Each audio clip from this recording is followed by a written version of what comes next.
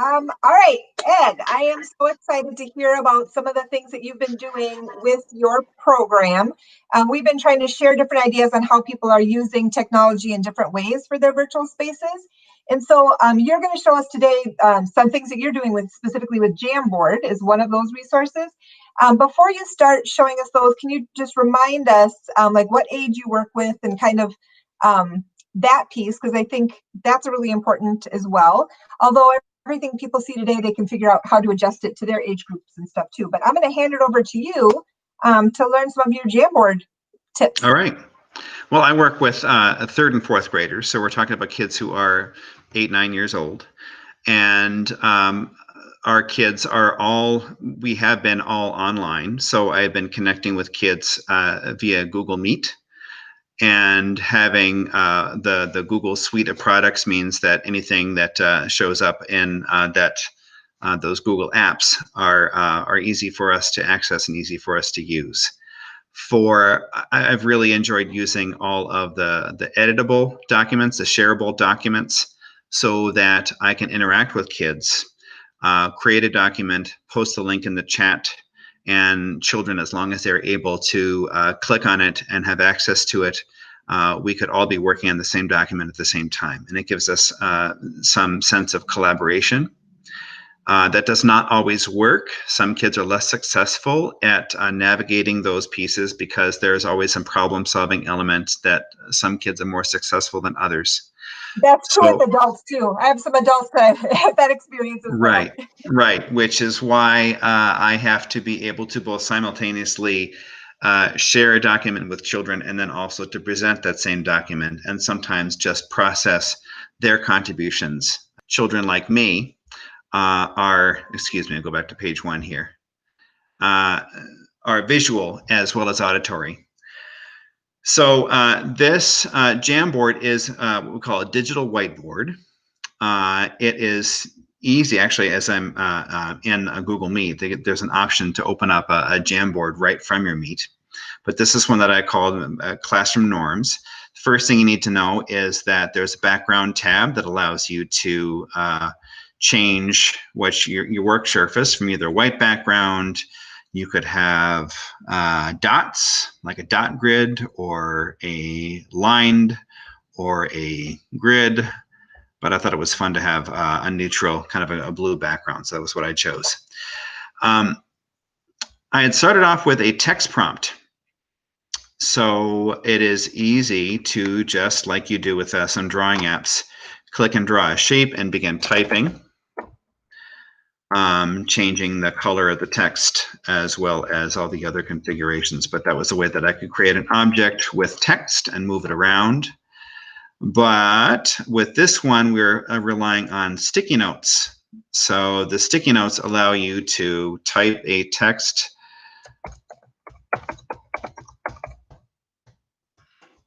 and also change the color if I chose to, and save it.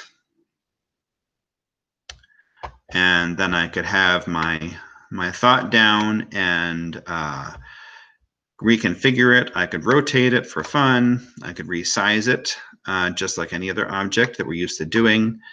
Edit it, duplicate it, and delete, or just delete it because I don't need it right now. So children who you would share the link to this Jamboard, right. And then those who are able to access could write their own thoughts in answer to the prompt, or other ones could tell you and you would type it. Exactly. So many of these sticky notes were ones that children had created, and it wasn't long before children discovered the pen function and realized that they could draw figures like this wonderful stick figure that somebody added. So isn't that lovely? But that's a way that kids can deface your beautiful work and have fun in the process. I think it was a nice addition, especially the hair. Absolutely. As well as they know the emoji buttons long before I do. Kids communicate with emojis. That's I don't know the emoji buttons. How is that? You'd have to talk to my friends because I couldn't tell you. Okay. But yes, somebody typed this one because I don't know where to find the smiley face emoji, but that's where the kids add value to your presentation. So as opposed to a Word document where you would have to go to the Insert tab and add pages, with this document, you just create another page by hitting the arrow key, which is what we did here. So as you can see on this one, I was thinking about a chart paper. At the beginning of a classroom, I would usually get my huge tablet and stick it on my whiteboard and get my markers. That's basically what we're doing here, is we are thinking about those rules that I wanted to set up for my digital classroom. And I created different areas, as you can see. Oh yeah, I'm going to show you the laser tool down here. Over here on the left, on the bottom, I could direct your attention this way by drawing a laser, which quickly disappears. So I created 3 areas for my 3 basic domains. I want my classroom to be safe, responsible, and fun. And I would listen to our contributions about what rules we should put in place. And I think actually I was writing all this. I had to write with my mouse pad. And we could also use our sticky notes as we did before. And again, I'm able to capture our thoughts as we are having a conversation. This is, again, our beginning of the year kind of goal setting, norm setting.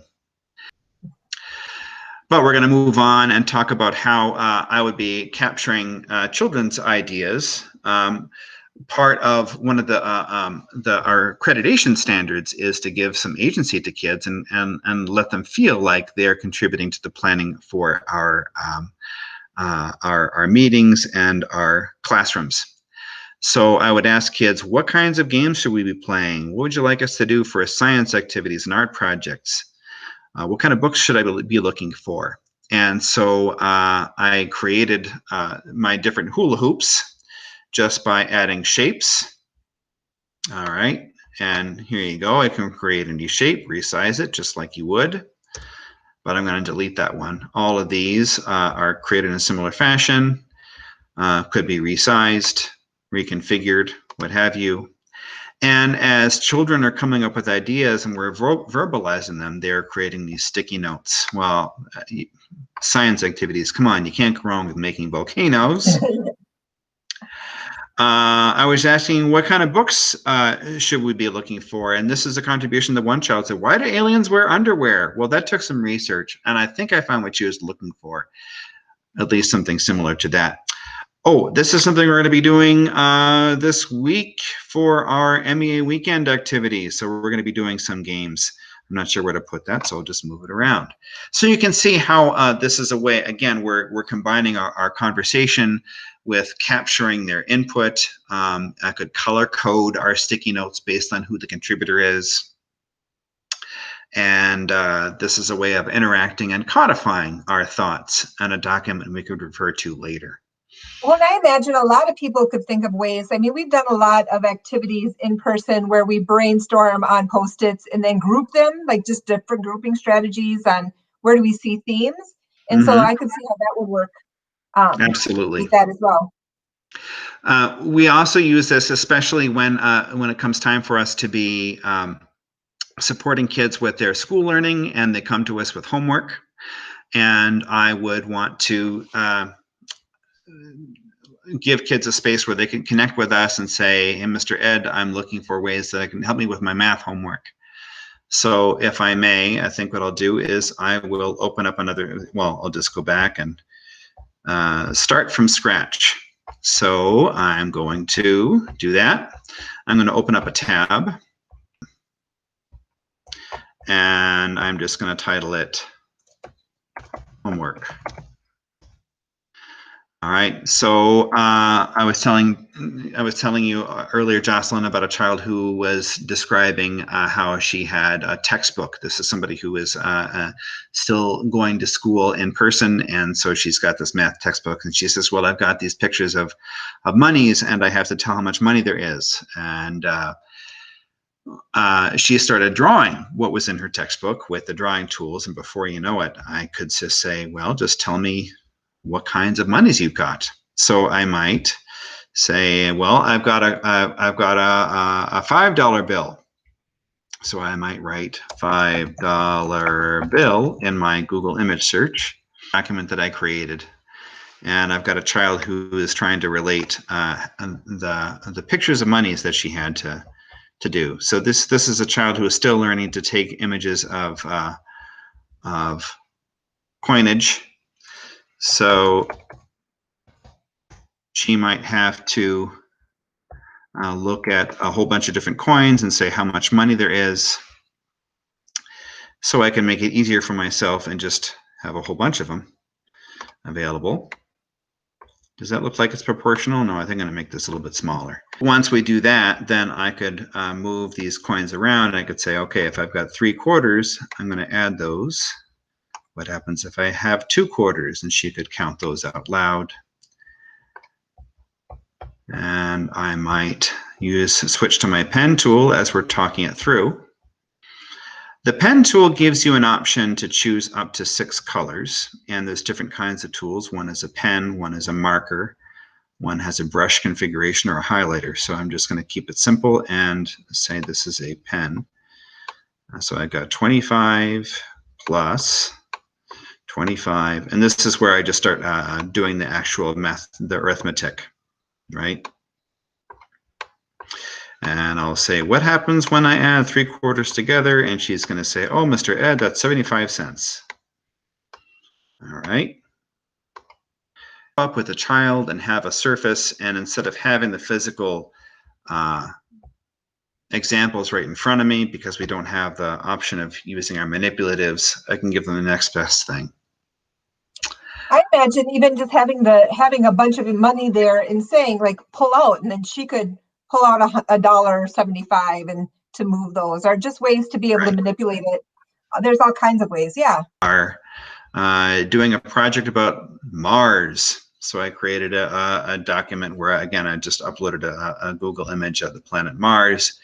We can do our capture chart and do our KWL chart to think about what do we already know about Mars, what do we want to know about Mars, and what are we learning. And I was looking for an image of the Martian surface and found this helpful image of one with a Mars rover, which is going to fit into what we're going to talk about. Up here in the corner, you can see a game that had started with a child. You can see it looks really small. That's because I found it's much easier to blow this up. So there's a magnifying tool, and I just pull that up to 200%. Use my pen tools. Oh, right, and I use the dot background, so we could just play a game of dots. I created a rectangle that would help determine how long the game is going to last. The smaller the rectangle, the shorter the game. And again, I could choose which colors of markers I wanted to use. And as children join the game, they could contribute to their own color, right? And you know how dots works is if you connect a square, then you can claim the box, as I just did. So that's one example of a way that I can engage kids. But you're also talking about those learning tools, and I find having those number charts. So again, number chart with 0. I have a feeling I'm not sharing this. Am I sharing this? Yes, I am. Yep. Okay. All right. All right. So these tools are readily accessible. So this is what we were talking about before. Very useful whenever I'm teaching mathematics to have that number chart handy. And this is, oh, right, and you saw that shape that was over here. So I'm going to grab this shape, move it over to the side. So this is a box that I've used to configure to fit into one of these squares. And I could use this, oh, right, notice that it's not showing up. That's because I have to tell it to come to the front. So now when I move this over my number chart, it should rest, it should stay there. So that's helpful to know. So as I'm using this, I might ask a child to add or subtract numbers, and I will say, well, I've got my square on the number. Well, this would have to be 42. If I add 10 to the number, I might add a sticky note, and I would say plus 10.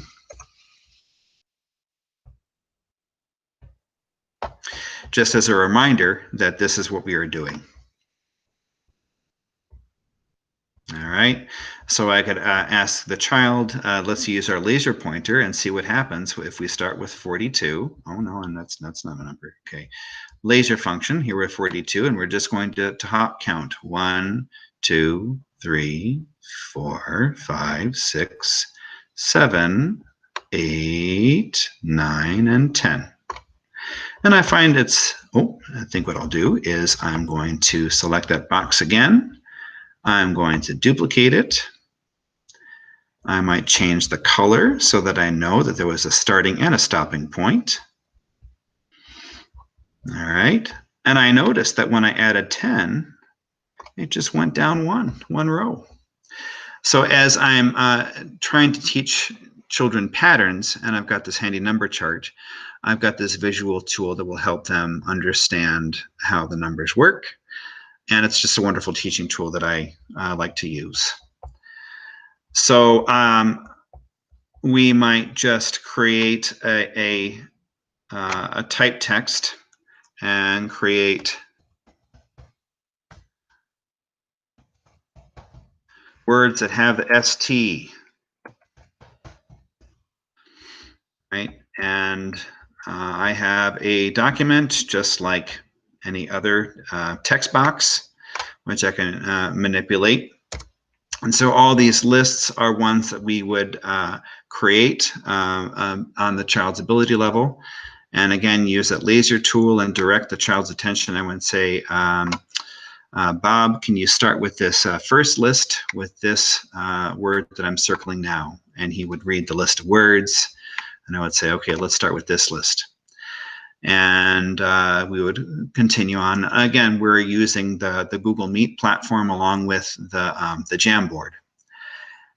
Once they have gone through and decoded the list of words, I might have them demonstrate encoding. So they're taking the sounds and writing them. So I would have a different list of words or sentences, and I would say use your pen tool and write the words that I dictate to you. So Hannah and Ayub both had their own section on the paper. They are both editing the document while we're working together. And I'm dictating to them both in this small group format the words and I had selected these children as being on the same ability level. And so this is the page where we are spelling. We're practicing turning the sounds into the letter shapes, right? And I think that's it. I think we could also, I might also have to direct their attention to that magnifying glass, the zoom function, so that they could